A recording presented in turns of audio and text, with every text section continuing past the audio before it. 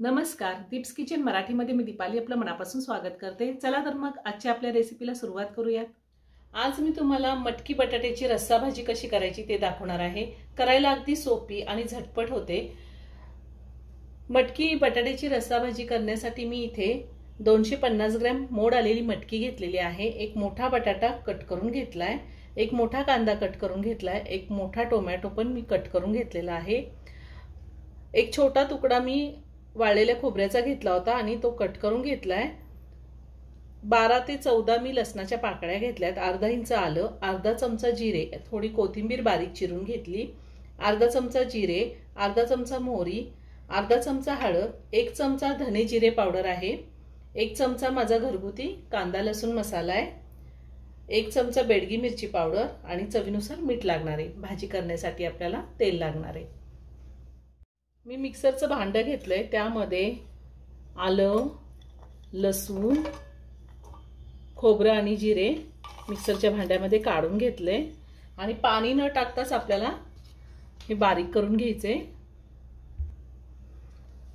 पाणी न टाकताच मी हे वाटण बारीक करून घेतलेलं आहे। आता आपण भाजी करून घेऊया। मी गॅसवर कढई ठेवली आहे, त्यामध्ये मोठे 2 चमचे तेल घातले। तेल गरम झाले, तेलामध्ये मी मोहरी घालते, त्यातच आपल्याला जिरे घालायचे। तुमच्याकडे जर कढीपत्ता असेल तर तुम्ही कढीपत्ता सुद्धा घालू शकता।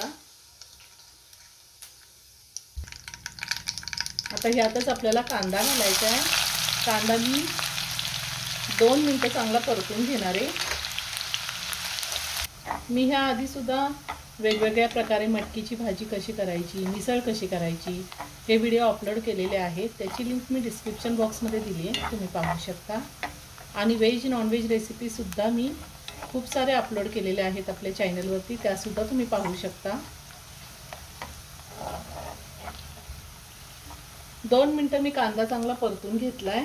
आता त्यातच थोडी बारीक चिरलेली कोथिंबीर घालते आणि आलं, लसूण, खोबरं, जिरे आपण जे वाटून घेतलंय तेही घालते आणि पुन्हा 1 मिनिटभर चांगलं परतून घेते।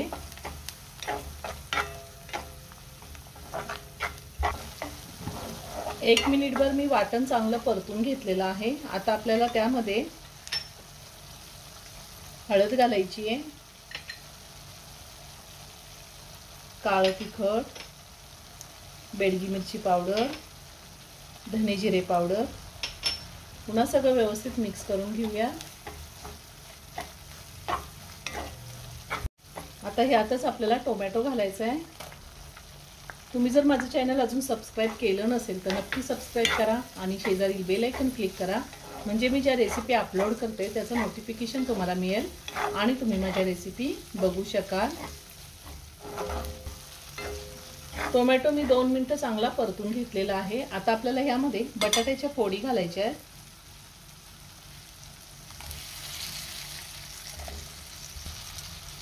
आणि 2 मिनिटं बटाट्याच्या फोडी आपण चांगल्या परतून घ्यायच्या आहेत।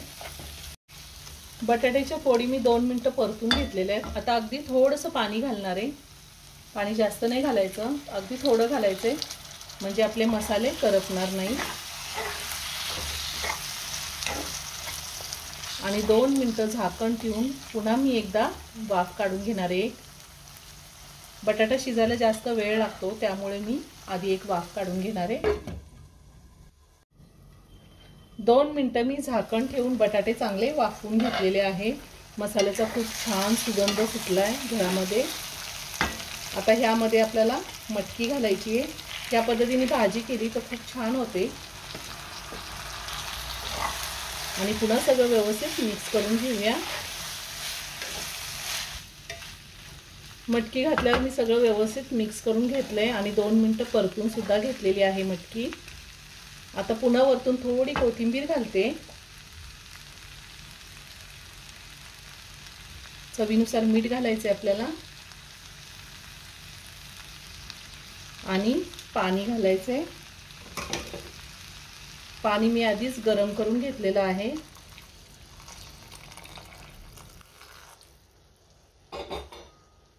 आता पुन्हा सगळं व्यवस्थित मिक्स करून घेऊया।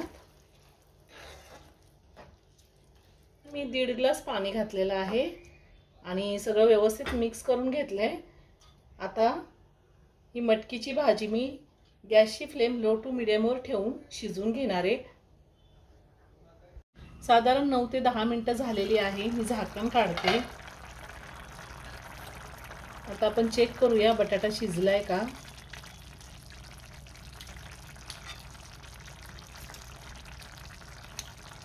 बटाटा छान शिजला आहे। भाजी आपली तयार करून झालेली आहे। वरतून थोडी कोथिंबीर घालते आणि भाजी एका बाउलमध्ये काढून घेते।